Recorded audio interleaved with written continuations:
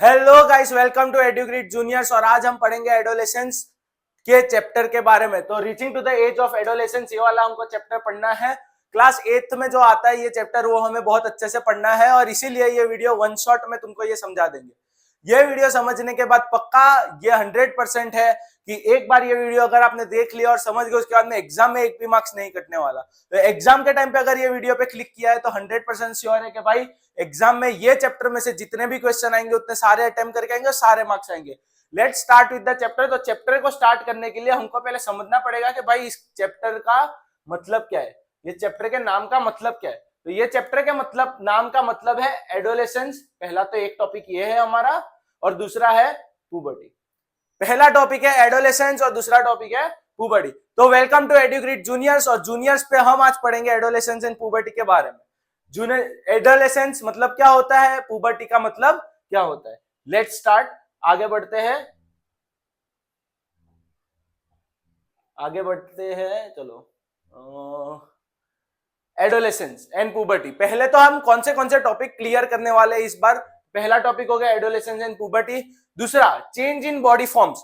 जब एडोलेसेंस या पुबर्टी आ गई है उसके बाद में हमारे बॉडी में कौन से चेंजेस आ रहे हैं वो हमें पढ़ना है। तीसरा, voice and gland activity, voice activities and gland activities, ये दोनों चीजें पढ़नी है। उसके बाद में मैच्योरिटी एंड सेक्स ऑर्गन, मैच्योरिटीज के बारे में पढ़ना है, सेक्स ऑर्गन्स के बारे में पढ़ना है। फिर सेकेंडरी सेक्सुअल कैरेक्टर, ये वाला टॉपिक 100% एग्जाम में आता ही है, सेकेंडरी सेक्सुअल कैरेक्टर वाला, तो ये टॉपिक तो जरूर देख लेना। आगे बढ़ते हुए रिप्रोडक्टिव फेज इन ह्यूमंस, क्या कौन सा रिप्रोडक्टिव फेज होता है, मेल में कितना होता है, फीमेल में कितना होता है, ये वाला हम पढ़ेंगे। इसके आगे the endocrine system, endocrine system के बारे में पढ़ेंगे। तो एंडोक्राइन मतलब ग्लैंड्स कौन से हमारे पास, वो पढ़ेंगे। और लास्ट में रिप्रोडक्टिव हेल्थ, तुम्हारी रिप्रोडक्टिव हेल्थ कैसी रखनी चाहिए वो पढ़ेंगे। रिप्रोडक्टिव सुनते सुनते तुम सबके फेस पे खुशी तो आएगी होगी कि हाँ चलो आज रिप्रोडक्शन के बारे में पढ़ने वाले हैं, आज कुछ ऐसा पढ़ेंगे जिसमें हमारा बहुत इंटरेस्ट है। तो ये वही चीजें पढ़ने वाले हैं और वो चीजें पढ़ने के लिए let's start with the first thing, adolescence and puberty. यही चैप्टर का नाम था, यही हमें सबसे पहले समझना पड़ेगा क्योंकि इसकी डिफाइन जो है वो लोग पूछ लेते हैं एग्जाम में। Adolescence, the period of life when the body undergoes changing leading to reproductive maturity, ऐसा टाइम जहां पे रिप्रोडक्टिव मैच्योरिटी आती है। ठीक है, ऐसा पीरियड ऑफ लाइफ, ऐसा टाइम जहां पे रिप्रोडक्टिव मैच्योरिटी आती है उसको हम क्या बोलते हैं, तो एडोलेसेंस बोलते हैं। It begins around the age of 11 and last up to 18 to 19 years.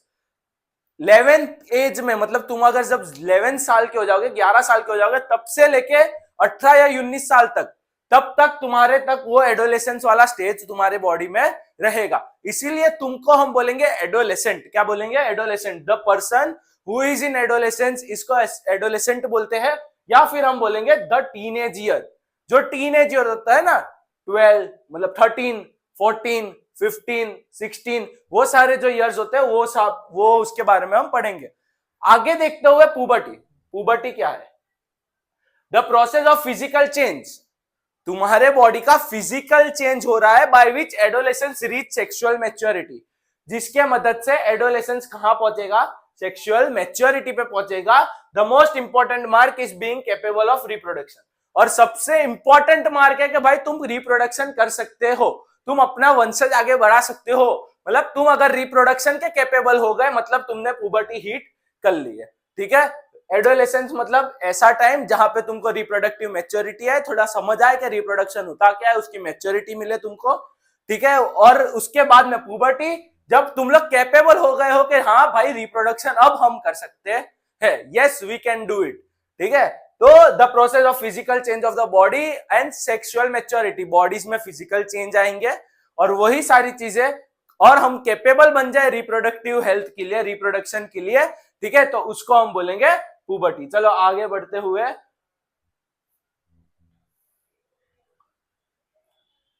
Changes क्या क्या आते हैं बॉडी फॉर्म में। बॉडी के अंदर अगर हमारी बॉडी के अंदर रिप्रोडक्शन, एडोलेसेंस हो गया, एडोलेसेंस में हम पहुंच गए, तो चेंजेस क्या क्या आएंगे हमारी बॉडी के अंदर वो हमें पढ़ना है। सबसे पहला, sudden height increase. Sudden height increase मतलब पहले बौना था, पहले इतना छोटा सा बौना होगा, उसके बाद में धीरे धीरे उसकी हाइट बढ़ गई होगी। ठीक है, तुमने ऐसा देखा होगा 11 साल का तब तो तुमको सब लोग कुपोषित बोल देंगे कि भाई तुम तो कुपोषित है, तेरे अंदर कुछ है ही नहीं। और जैसे ही 13, 14, 15 के हो गए, मतलब फुल मतलब ऐसे बॉडी वॉडी लेके आ रहे हो, ऐसे एकदम जोरदार हो गए, ठीक है, तो बौने से बन गए खली, बौने से खली बन गए, ठीक है। तो ये सारी जो चेंजेस हो रही है ये पुबर्टी या फिर एडोलेसेंस की वजह से हो रही है। उसमें पहला height increase, sudden spurt in growth due to elongation of long bones in arms and legs. Arms और लेग्स के अंदर जो लंबे लंबे बोन्स होते हैं, लॉन्ग बोन्स होते हैं, उसके इंक्रीज की वजह से ये होता है। Second, girls grow faster initially. Girls में सबसे पहला फास्टर ग्रोथ गर्ल्स में होता है। फास्टर ग्रोथ किसमें होगा? गर्ल्स में। But both reach maximum height by the age of 18। तुम सबने सुना होगा 18 के बाद हाइट नहीं बढ़ती है, 18 ईयर्स के बाद में हाइट नहीं बढ़ती है। तो यस, तुम लोग 18 साल तक पहुंच गए, मतलब वो तुम्हारी मैक्सिमम हाइट है, उतना ही बोन इलोंगेट होगा, उससे ज्यादा बोन इलोंगेट नहीं होगा, ठीक है। मतलब 18 साल के हुए तो तुम्हारे बोन इलोंगेट हो सकते हैं। अभी कोई अगर छोटा है, हाइट में छोटा है और उसको ऐसा डर है कि नहीं भाई अब मेरी हाइट नहीं बढ़ेगी, तो ये ऐसा नहीं है। अभी एडोलेसेंस आएगा, थोड़ी हाइट बढ़ेगी, थोड़ी बॉडी बढ़ेगी, और 18 साल तक तुम्हारी जो हाइट होगी, 18 ईयर्स तक जो तुम्हारी हाइट होगी वही तुम्हारी ओरिजिनल हाइट होगी लाइफ टाइम, ठीक है। चलो आगे बढ़ते हैं। Change in shape. बॉडी के शेप के अंदर, चाहे वो गर्ल्स हो या बॉयज हो, बॉडी के शेप के अंदर बहुत खतरनाक चेंजेस आते हैं। पहला, शोल्डर ब्रॉड हो जाते हैं, chest become wider, muscle grow more prominently. तो लड़कों के अंदर, बॉयज के अंदर, जो अपने आप को लड़के समझते हैं, जिसको पता है कि मैं लड़का हूं, मैं बॉय हूं, उसको पता चलेगा कि पहले तो शोल्डर ब्रॉड हो जाएंगे, शोल्डर जो होते हैं वो ब्रॉड हो जाएंगे, चेस्ट ब्रॉड हो जाएगी, ठीक है, चेस्ट ब्रॉड हो जाएगी। फिर मसल्स बहुत ज्यादा प्रोमिनेंटली ग्रो करेंगे, बहुत जोरदार तरीके से मसल्स ग्रो करेंगे, ठीक है। तुम्हारे अंदर ऐसे एक एनर्जी आ जाएगी, तुमको स्टिंग विंग पीने की जरूरत नहीं है, ऐसे ही एनर्जी आ जाएगी, मसल्स ग्रो करेंगे। ये बॉयज के चेंजेस होते हैं। गर्ल्स की बात करें तो गर्ल्स के अंदर the region below the waist becomes wider. Region below the waist मतलब हिप का एरिया जो होता है, हिप्स का जो एरिया होता है वो वाइड बन सकता है, ठीक है। चलो इसके आगे भी पढ़ेंगे हम क्या क्या है, ठीक है। चलो let's start. Voice and gland activity. दो चीजें पढ़ी, पहले बॉडी चेंज हुआ, फिर हाइट चेंज हुई, मतलब हाइट का चेंज किया, बॉडी का चेंज किया। अब खाली ये दो चीजों से तो एडोलेसेंस पता नहीं चलेगा, हमारा वॉइस भी चेंज होता है। क्या चेंज होता है बेटा? वॉइस। जैसे कि वॉइस बॉक्स हम सबको पता है, सफरजन के बारे में, ठीक है, सफरजन के बारे में सबको पता है। एडम्स एप्पल सबको पता है, जो इधर होता है Adam's apple. The larynx grow at puberty in boys. It produce as the Adam's apple and the voice becomes deep. Girls usually have a high pitched voice. Boys का जो आवाज होता है वो डीप हो जाता है। कैसा हो जाता है? डीप। और गर्ल्स का जो वॉइस होता है वो हाई पिच्ड होता है। कैसा होता है? हाई पिच, ठीक है। बॉयज का जो वॉइस होता है वो डीप होता है और गर्ल्स का जो होता है हाई पिच्ड होता है, ठीक है। और ये पुबर्टी के टाइम पे जो लैरिंक्स होता है, ठीक है, जिसको हम एडम्स एप्पल बोलते हैं, एडम का सफरजन बोलते हैं, वो भी ग्रो हो जाता है। नेक्स्ट, ग्लैंड्स की बात करते हैं। Secretion of sweat and sebaceous, gland increases. अब तुम सब लोग की ऐसी एज आ गई है जहां पे तुम लोग सामने वाले को देख के ये जज करोगे मुंह पे 5 पिंपल है, मुंह पे 4 पिंपल है, हाँ मेरे मुंह पे तो एक भी पिंपल नहीं है, आई एम वेरी गुड, ठीक है। तो ये सारी चीजें करने से पहले तुम ये समझ लो कि भाई ये सारी एक्टिविटी ग्लैंड्स की होती है। नो डाउट खुद का केयर रखना चाहिए, लेकिन इतना भी नहीं कि तुम्हारे ग्लैंड उभरा जाए, ग्लैंड का मगज चला जाए, ऐसा नहीं चलना चाहिए, ठीक है, फिर आगे जाके तकलीफ होगी। सिक्रीशन ऑफ स्वेट सिक्रीट्स होंगे, ठीक है। तुम्हारे अंदर जो पसीना होता है, तुम इतना समझ लो छोटे होते तब कम पसीना आता है, लेकिन जैसे जैसे बड़े होते हैं स्वेट इंक्रीज हो जाता है। नेक्स्ट, सेप्केसेस या ऑयल ग्लैंड। तुम्हारी जो स्किन है, आपकी जो स्किन है वो ऑयली होती जाएगी, पिंपल्स आ जाएंगे उस पे, ठीक है। तो फिर लोग बोलेंगे कि उस पे खड्डे हैं तो सीमेंट पूरा लो, तो ऐसी सारी चीजें लोग बोलते रहते, ठीक है। तो वो सारी चीजें ग्लैंड की वजह से होती है। The increase activity often result in acne and pimples on the face of the teenager.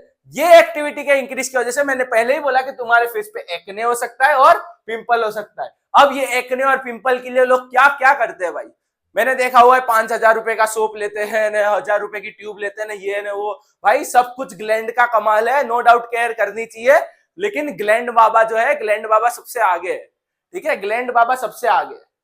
चलो आगे बढ़ते हैं बिना किसी देरी के। No one will think anything else than what I am speaking. Just because अब हम पढ़ेंगे मैच्योरिटी के बारे में। Yes, I am very much mature.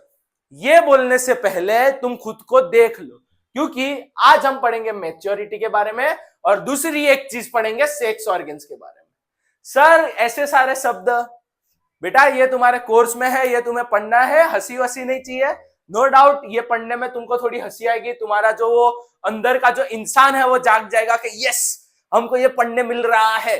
भाई ऐसा कुछ नहीं है इसके अंदर, तुम लोग पढ़ोगे उसके अंदर तुम ही बोलोगे यार शिट क्या क्या पढ़ना पड़ता है। ठीक है, तो लेट्स स्टार्ट विथ इट। सबसे पहला point, reproductive maturity. At puberty male sex organ testis and penis develop completely.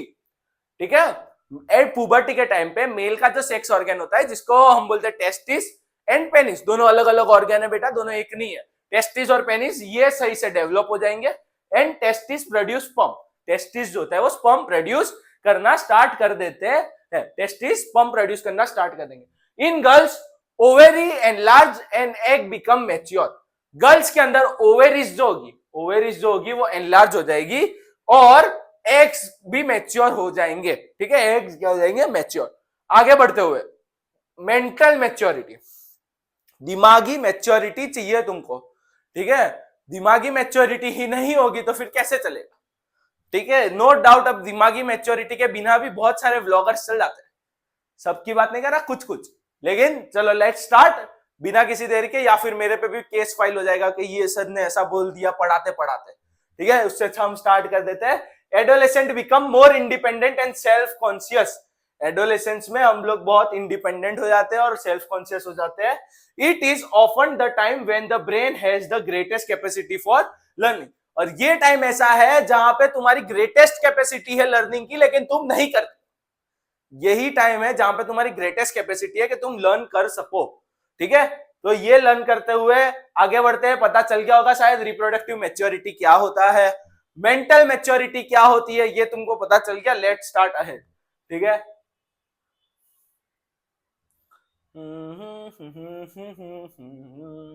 अब स्पेसिफिकली दो अलग अलग जेंडर्स के बारे में पढ़ेंगे। एक जेंडर होता है बेटा मेल, एक कौन होता है, मेल। दूसरा होता है बेटा फीमेल।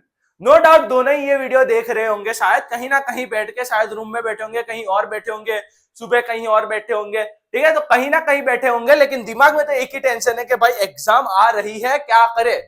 एग्जाम आ रही है, कुछ मत करो, ये वाली जो चीज है, ये वाली चीज 100% एग्जाम में आने वाली है, लिख के ले लो तुम लोग। ये दोनों में से एक चीज 100% एग्जाम में आने वाली है, तुम लिख के ले लो। क्योंकि मेल के अंदर जो हार्मोन होता है उसको टेस्टोस्टेरोन बोलते हैं।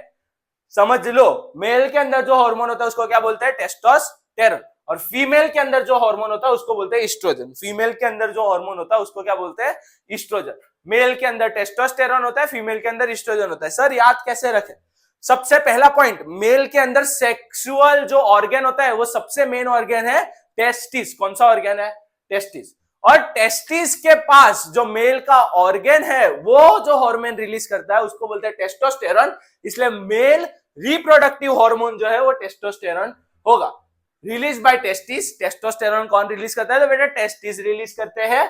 Cause growth of facial hair and chest hair controlled by the pituitary gland. सर के ऊपर से गया, सर हमारे सर के ऊपर से गया। वेट, सेकेंडरी सेक्सुअल कैरेक्टर, नाम से समझ लो। सेकेंडरी मतलब मेल और फीमेल को अलग करने वाला कैरेक्टर्स। मतलब तुम मेल हो ये तुम कैसे बता सकते हो, या वो फीमेल है वो कैसे बता सकती है। ठीक है, वो कैरेक्टर्स जो है वो हम बताएंगे।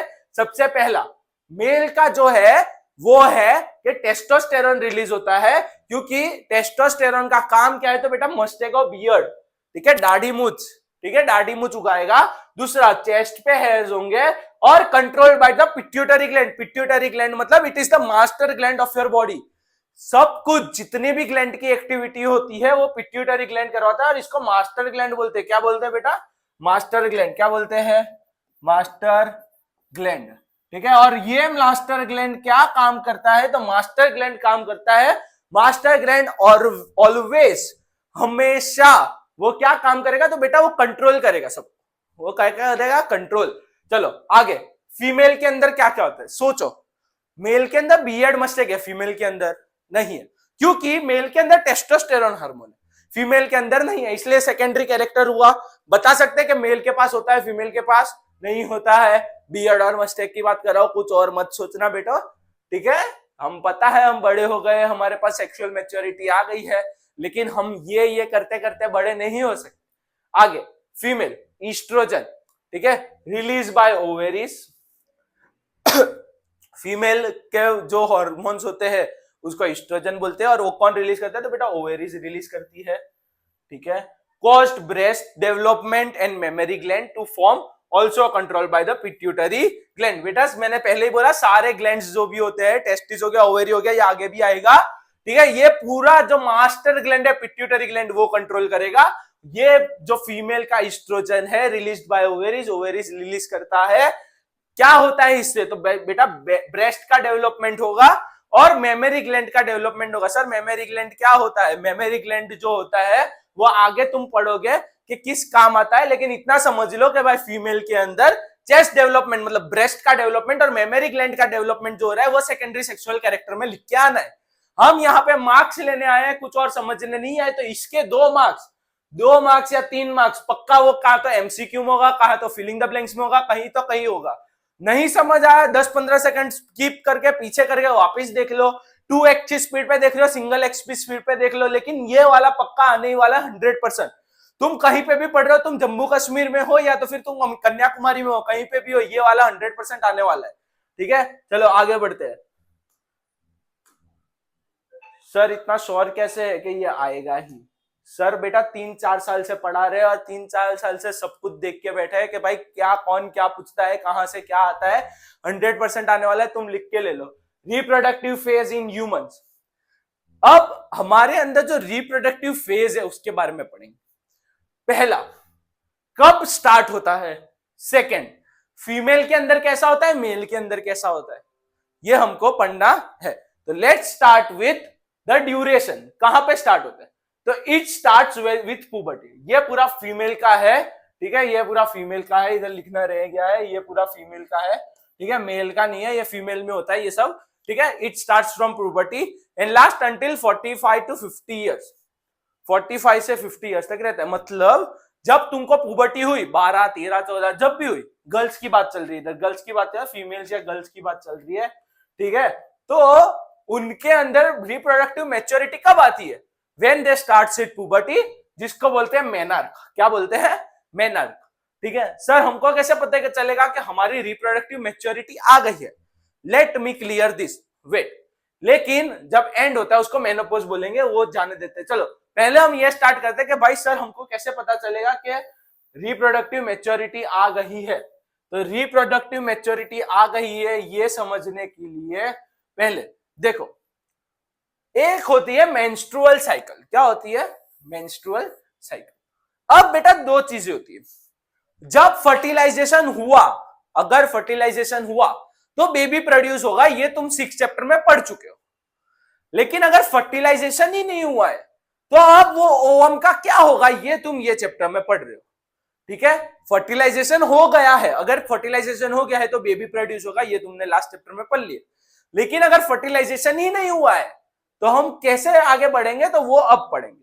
तो फर्टिलाइजेशन अगर नहीं हुआ है तो समझो हर मंथ एक एग मैच्योर होता है, every month 1 egg is mature, और ओवरी रिलीज करती है उसको हर 28 to 30 डेज के बीच में। 28 to 30 डेज के बीच में ओवरी रिलीज करती है, ठीक है, ये समझे। अब अगर ओवरी हर महीने एक एग रिलीज करती है तो ऐसा जरूरी है कि एवरी मंथ रिप्रोडक्शन होता होगा या एवरी मंथ हमारा फर्टिलाइजेशन होता होगा? नहीं सर, ऐसा जरूरी नहीं है। अगर फर्टिलाइजेशन नहीं हो रहा है तो ओवम आ गया है यूट्रस में। ओवम कहां पे पहुंच गया है बेटा, यूट्रस में। ओवम जैसे ही यूट्रस में पहुंचा है, वहां की जो थिक वॉल है, वहां की जो थिक वॉल है उसको पता चल गया है कि भाई अब फर्टिलाइजेशन हुआ नहीं है। अगर फर्टिलाइजेशन हुआ होगा तो प्रेगनेंसी बोल देंगे हम। फर्टिलाइजेशन अगर हुआ होगा तो बेबी प्रोड्यूस होने वाला है तो प्रेगनेंसी बोल देंगे।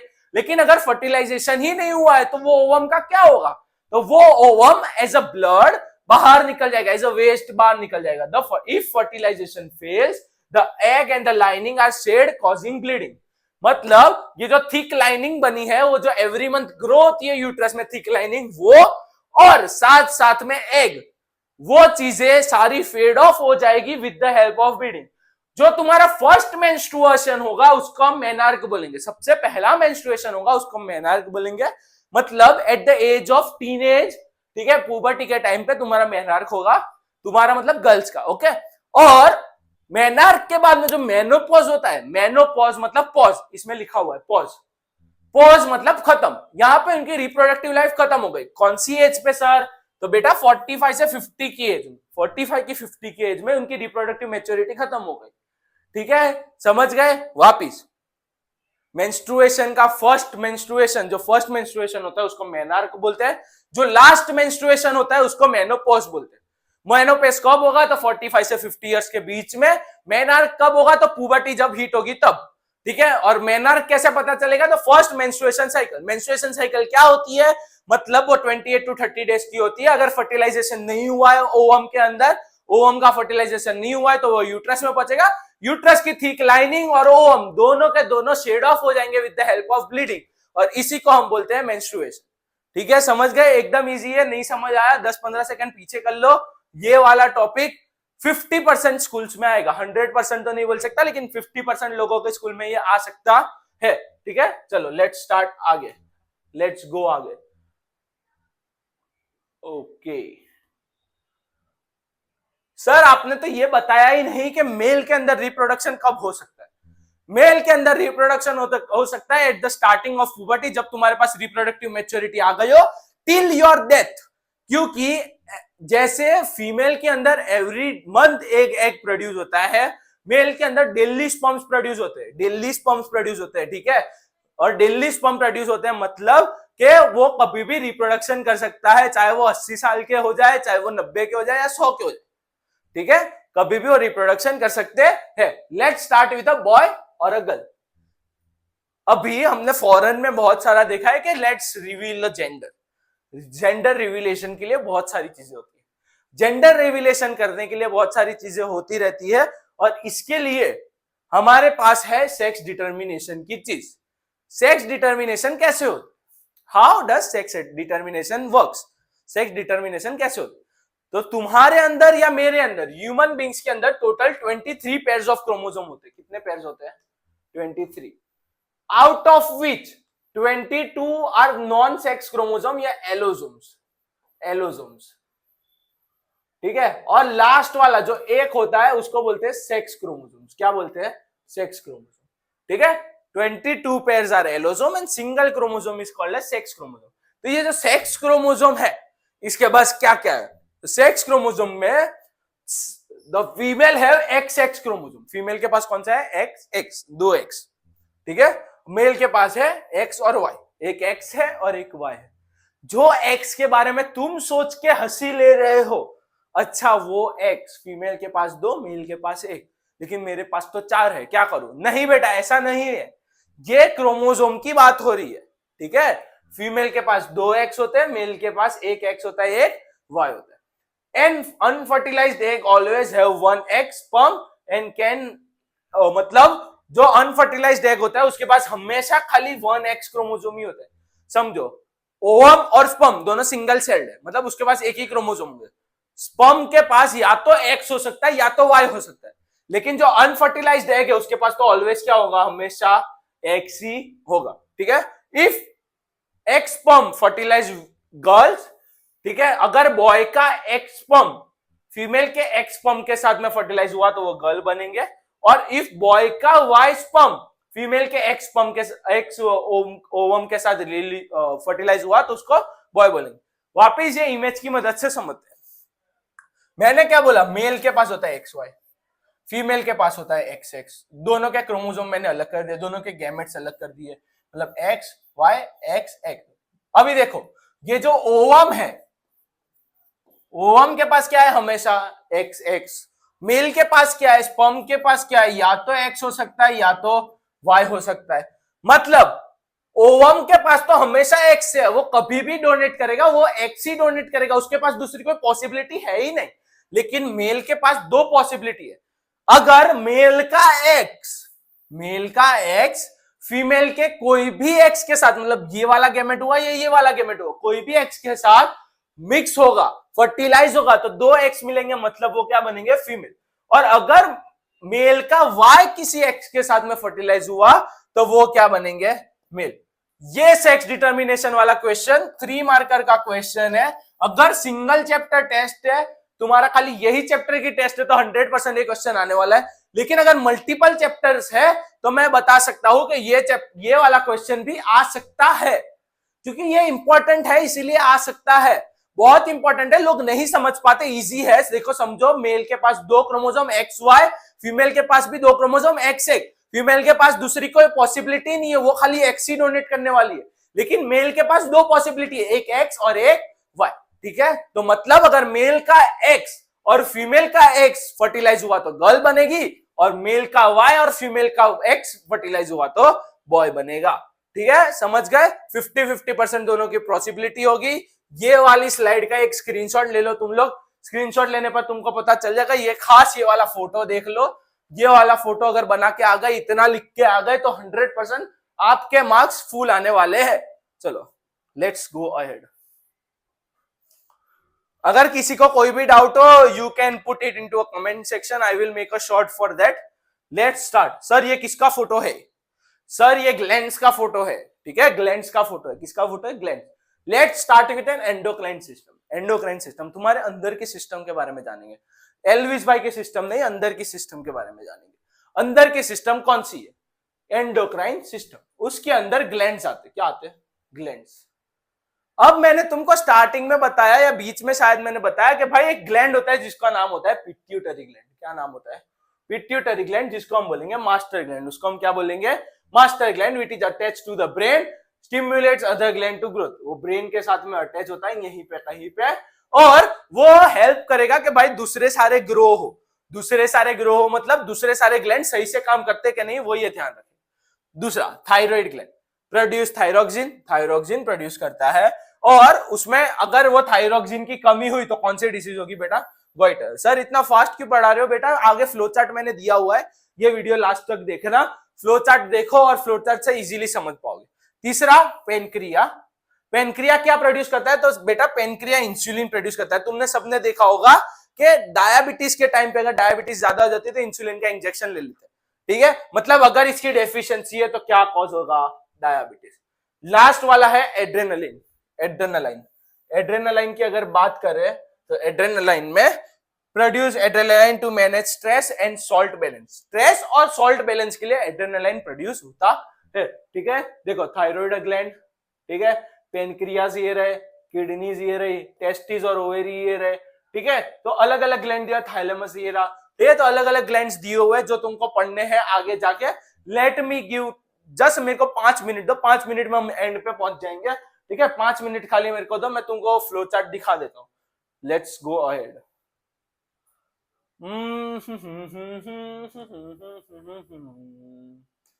मुझे छोड़ के चलो अब आगे। Hormones in other animals. अब क्या जरूरी है खाली हमारे अंदर हार्मोन होंगे? इज इट नेसेसरी कि खाली हमारे अंदर हार्मोन होंगे? नहीं बेटा, हार्मोन किधर भी हो सकते हैं। तो हार्मोन्स, अब हम बात करेंगे जो हार्मोन्स होते हैं वो फ्रॉक्स के अंदर, इधर फ्रॉक्स के अंदर की बात करेंगे। तो एक प्रोसेस होती है जिसको बोलते हैं मेटामॉर्फिज्म, जो 1 मार्क में बहुत आता है इसलिए मैंने ले लिया है। किसी किसी बुक में होगा, किसी किसी बुक में नहीं होगा, लेकिन मेटामॉर्फिज्म मोस्टली सब जगह पूछते हैं। Metamorphism the change from larva to adult. छोटे बच्चे से बड़ा बच्चा बन जाना, लार्वा से एडल्ट बन जाना, इसको हम मेटामॉर्फिज्म बोलेंगे। पहला ये था, फिर ये बना, और फिर अचानक ये बन गया। तो इधर से इधर तक की साइकिल जो है उसको मेटामॉर्फिज्म बोलेंगे। टेडपोल से फ्रॉग बनने की साइकिल को हम मेटामॉर्फिज्म बोलेंगे, लार्वा से adult. In frog this process is controlled by thyroid, thyroxine hormone. Thyroxine से करते हैं, और थायराइड हार्मोन जो होता है वो रिलीज, मतलब ऑब्वियसली मैंने पहले ही बताया, थायराइड हार्मोन थायरोक्सिन रिलीज करता है, और ये थायरोक्सिन की मदद से फ्रॉग ग्रो करते हैं।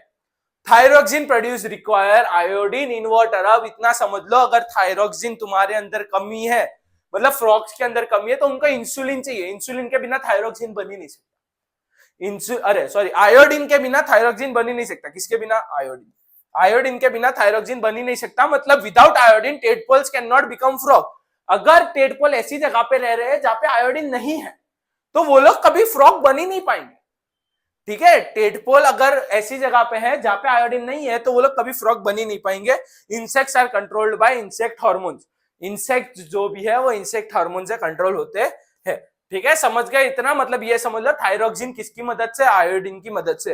एक मार्कर एमसीक्यू आएगा ही आएगा, 100% लिख के ले लो। ठीक है सर, आप हर एक टॉपिक पे बोल रहे हो, नहीं बेटा खाली मैंने वही टॉपिक लिए है जो तुम्हारे काम के है, बाकी सब कुछ तो निकाल ही दिया है मैंने। इतना समझ लो, आधे घंटे में पूरा चैप्टर खत्म करने वाला हूं। चलो let's go ahead. Reproductive health, बेटा इसके बारे में तुमको जानना बहुत जरूरी है कि तुम्हारी रिप्रोडक्टिव हेल्थ क्या क्या कर सकती है। Diet, adolescent need a balance diet. Balance diet ये तुमने 6th में पढ़ा है। बैलेंस डाइट क्या होती है? जिसके अंदर सारे प्रोटीन, विटामिन, मिनरल सब कुछ होना चाहिए। जैसे प्रोटीन हो गया, आयरन हो गया, कैल्शियम होगा, for rapid growth. Avoid junk food, बेटा बाहर जाके अनलिमिटेड पिज्जा खाना, बाहर जाके वो सरोजिनी में छोले कुलचे खाना, ये सब खाना बंद कर दो। ईट बैलेंस डाइट, जंक फूड खाना बंद कर दो। नेक्स्ट, हाइजीन मेंटेन करो बेटा। 2 बार नहाने का, 2 बार ब्रश करने का, खुद को अच्छे से रखने का, ये हाइजीन मेंटेन नहीं करोगे तो कुछ नहीं हो पाएगा। Maintain a hygiene. Third, drugs और एडिक्टेड चीजों से दूर रहो। ड्रग्स, अल्कोहल, सिगरेट्स, ये सारी चीजें से दूर रहो। ये सारी चीजें कुछ काम नहीं आने वाली तुम्हारे जीवन में। ये सारी चीजें फिर तुम्हारी रिप्रोडक्टिव हेल्थ को बिगाड़ेगी। क्यों नहीं समझ रहे? रिप्रोडक्टिव हेल्थ को बिगाड़ेगी। आगे जाके अगर कुछ करना है, कुछ बड़ा बनना है तो रिप्रोडक्टिव हेल्थ रखो। रिप्रोडक्टिव हेल्थ सही करने के लिए ड्रग्स को नो बोलो, एडिक्शन को नो बोलो। ठीक है, बैलेंस डाइट लो और हाइजीन मेंटेन करो। Let's go to our last and the main thing, जो आज तक किसी ने यूट्यूब पे नहीं बताया होगा, वो मैं बताऊंगा। It is the endocrine system. और ये एंडोक्राइन सिस्टम जो पिट्यूटरी ग्लैंड का है, ये वाला इस तरीके से किसी ने नहीं बनाया होगा आज तक। मैं मतलब डैम श्योर हूं कि नहीं बनाया होगा। Let's start.